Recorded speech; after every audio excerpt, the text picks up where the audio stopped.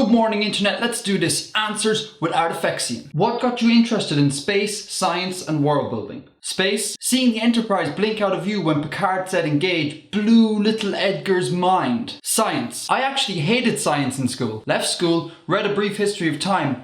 Everything changed. World building. What got me into world building was a desire to write my own fantasy novels when I was a teenager. Also, Stephen L. Gillette's World Building, a writer's guide to constructing star systems and life-supporting planets. Great book, if a little dated, but definitely worth a read. Links in the doobly-doo. Have you done much travelling around the planet Earth? Not really. My family travelled a lot when I was a very little human. Past me was born in Saudi Arabia. We left there when I was about one-ish, travelled through most of Europe, living in Cyprus and Germany for a bit, before finding our forever home right here in the west of Ireland. Unfortunately, current Edgar remembers none of this. What's your favourite place? Costa Coffee on Dublin's Nassau Street. I do a fair portion of my scripting there, so it's kind of like a home away from home. Where would you like to travel to in the future? Hands down, the Galapagos. How did you come up with the cool art design at the beginning of each video? Good question. The design is based on the Ogham alphabet, an early medieval alphabet used to write the early Irish language. I've stylized this somewhat, but here are the English letters superimposed on the title card. I had to drop the X, however, because there is no X sound in Ogham. So yeah,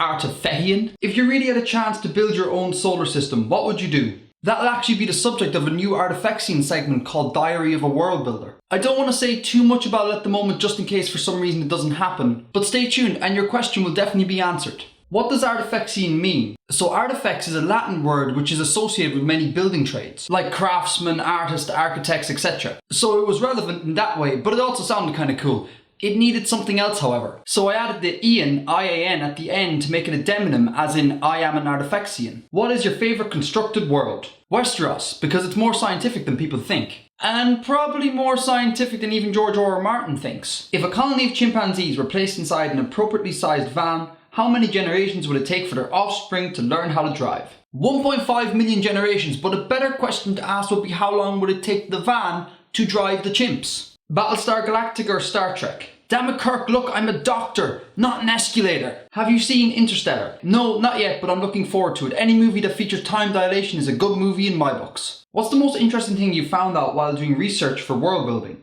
That conspiracy theories are endemic. And it's easy to see how certain gullible people can fall prey to them. And I can't tell you how many times during my research I've came across papers and lectures about Planet X, Nibiru, machines on Mercury, aliens on Ceres, and Nemesis, and the list goes on and on and on. Kinda goes without saying here guys, but always ignore. What do you talk about on your channel? So Artifexian is a world building channel. That is, my aim is to help creative people design scientifically accurate fictional settings, which they can use in their novels, games, comic books, etc. So far I've talked about how to create plausible stars, galaxies, planets and planetary systems. I do however want to take this opportunity to make it clear that Artifexian is not a science channel. Artifexian is all about speculating on our current scientific understanding to inform our creative works. And speculation is not science. So think of Artifexian more as a science fiction sort of channel. Like, I'm setting up my stall here to be an edutainer. And there's a big difference between entertaining with education and educating with entertainment. And it's the former which I hope to achieve here. But don't let that put you off. I hold myself to a very high standard. Everything you hear here in Artifexian will be well researched and derived from legitimate scientific papers. Above all else, I will try and make it as factual as humanly possible. Which would you rather fight? 100 billion duck-sized galaxies or one galaxy-sized duck?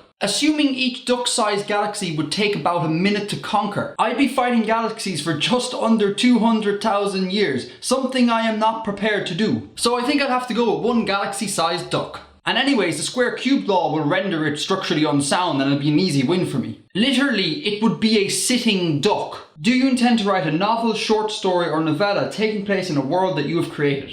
No. I have zero skill when it comes to writing. I world build purely to educate myself, so say I want to learn about stars, I will go build a star and then keep building them until I truly understand what a star is. Then I look for the next topic that intrigues me, say galaxies, rinse and repeat. World building for me is a tool to enable and focus my life learning. Why didn't we discuss awesome space stuff stuff together when we were in school. Because intermediate Edgar was more concerned about looking and acting cool rather than actually being cool. Science is cool, it just took me a few years to realise this. If there were no such thing as horses, how would the course of human history have been affected? Okay, so the answer to that question is definitely beyond the scope of a simple Q&A video. But I think the most drastic consequence would be that My Little Pony would not be My Little Pony, rather My Little Camel. How long did it take you to grow that magnificent beard? I think it's time for a beard clock!